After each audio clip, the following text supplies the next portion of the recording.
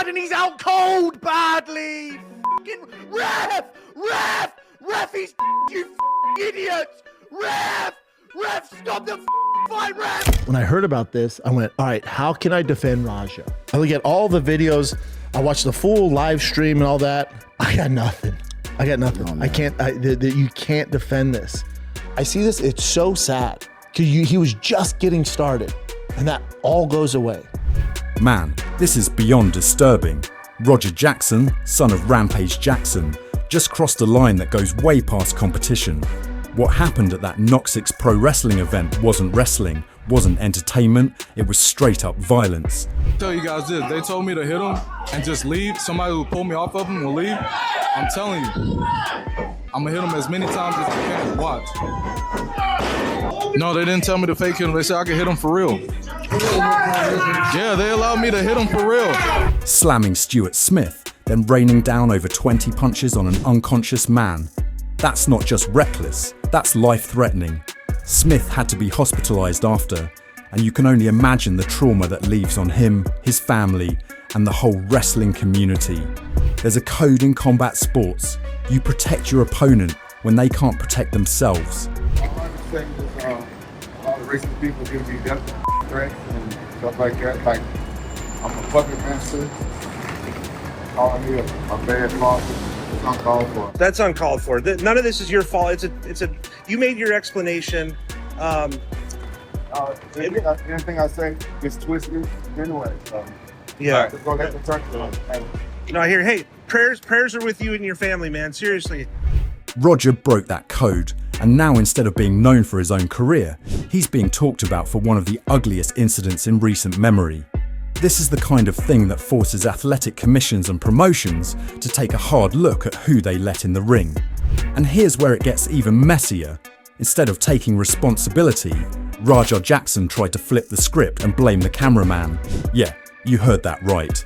According to him, the guy behind the lens should have cut the stream once things got out of hand, like somehow turning the camera off would erase the fact he unloaded on a defenseless man. I had a wonderful stream plan today and you ruined it. It wasn't my fucking fault. Well. You got cameraman's fault. I know he's watching this shit. If you watching this shit, how could you? How could you? That's not an excuse. That's deflection. You don't brutalize someone and then point fingers at the dude holding the camera. The wrestling world ain't buying it, and neither are fans. Raja's excuse only makes the situation uglier, painting a picture of someone running from accountability instead of standing on it. If anything, it proves he's not just reckless in the ring, but reckless with his words too. And now the fallout's only getting heavier. So why did Raja Jackson attack Syko Stu in the first place? Stu, playing his heel character, smacked Raja with a beer can on the side of the head. Raja took it personally. What was supposed to be part of a wrestling act seemed to escalate in real life. What, you don't know me? Hell no. Yeah. Hey, I think that's a little. Oh, you don't. Easy. He's not a f***ing worker, bro. Calm down. Yeah, what the f*** was that? You're good. What the f*** was that? You don't sell it? Dude, he's not a fucking Bro. worker, bro. What the f*** was that? Hold on. I don't play that shit. Oh, sorry. Nah, I will f*** him We're up, good. bro. I know you will. No. We're good. I will f*** him up, bro. I don't play that shit. Witnesses say the promotion even proposed Raja could get payback in the ring as part of the show. Some wrestlers are calling the attack premeditated, not a sudden loss of control. They argue Raja entered the ring knowing what he intended to do. Allegations also surfaced that the promotion may have tried to suppress internal witness statements from reaching the police. After all this, thank God Syko Stu finally woke up. After seeing that brutal attack, a lot of us weren't even sure if he'd ever open his eyes again. But now we got a little hope. His brother Andrew said Stu's got some recollection of what went down. And he's talking, but make no mistake, this road to recovery ain't gonna be easy. Severe head injuries don't just fade away, that's a lifetime battle. And now you're throwing 12 unanswered punches over and over again until you're trying to kill him. And the ref and all those in the ring that didn't stomp his fucking out when he was doing that. Bruv, Raja should have got fucking knocked out cold in that ring. No one was doing anything about it but that pink hair guy. Shout out to the pink hair guy for jumping in the ring and trying to stop him. And the fact that his wife had to set up a GoFundMe, that right there shows how deep this cut goes. Not just physically, but financially too. Stu ain't just a performer. He's a husband, a brother, a dude with a whole life outside the ring. And now the wrestling community got a rally around him like never before. The picture of him in that hospital bed went viral. But let's keep the focus on what matters. His healing, his family, and making sure this never happens again in the sport we all love. And just when we thought the Rampage Jackson situation couldn't get more heated, boom, Matt Brown jumps in with his take. And let me tell you, he's not sugarcoating a thing. He flat out said, if this wasn't Rampage's son, we wouldn't even be debating. We'd all be calling for charges without hesitation.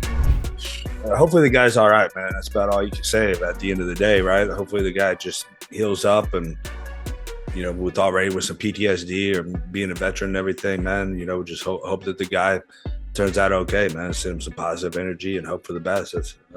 And honestly, I agree with him, because when you see somebody unconscious and still getting hit, that ain't wrestling anymore. That's crossing a line you don't come back from. Matt even pointed out the obvious. The video's out there, clear as day. So what's left to investigate? That's the kind of raw truth people don't want to hear, but it's real. He's talking felony charges, no way around it. And as much as we all love Rampage, you can't give a pass just because of the last name. What hits even harder is how Matt called out the difference between a fight and an assault. If two guys scrap and it goes bad, that's one thing. But pounding on a defenseless man, that's another level. It's about the most you can say about it. Other than that, again, loving Rampage, but hopefully justice is done and his son gets what he deserves. And you know what? He's right. Only Rampage himself should be asking for mercy for his kid. But the rest of us, we gotta call it for what it is. No bias, no excuses. Matt even said Stu's lucky he's still here, because getting slammed like that on your head could have ended way worse. And with Stu already carrying PTSD from his time as a veteran, this ain't just physical damage, it's mental too. That's why Brown was clear, send Stu positive energy, but also make sure justice is served. At the end of the day, respect for Rampage's side. His son's actions gotta face the consequences. If this was anybody other than Rampage Jackson's son, I don't think there'd be any empathy here at all. But we all love Rampage and he's the man, and the fact that he's his son, we're all sitting here like. Now here's where the story flipped. Chael Sonnen jumped in, and instead of calming things down, he poured gas on the fire. Fans are heated because Chael didn't call it straight up assault. He leaned into the psychology, talking about how wrestling blurs the line between performance and reality.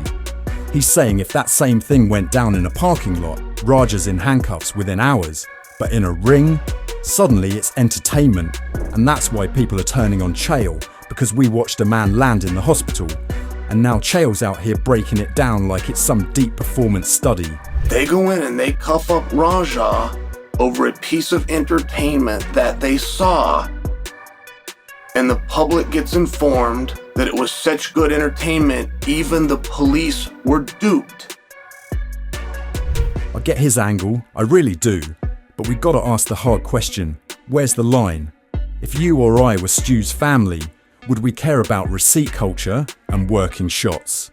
Nah, we'd want justice. And Chael even doubled down, saying wrestlers themselves push for real hits sometimes, pointing at Big Show, letting Floyd Mayweather break his nose, or Mickey Rourke being told by Chris Jericho to just throw a real shot. That's where Chael's argument gets wild. He's treating Raja like a rookie who sold himself too hard on the roll instead of a guy who just went way too far. And for a lot of fans, that defense feels less like analysis and more like excusing something inexcusable. But that's where I'm at with it. Ugly situation, tough conversations, and no easy answers. Now I want to hear from you. Do you think Rampage Jackson deserves a second chance, or did he cross a line you can't come back from?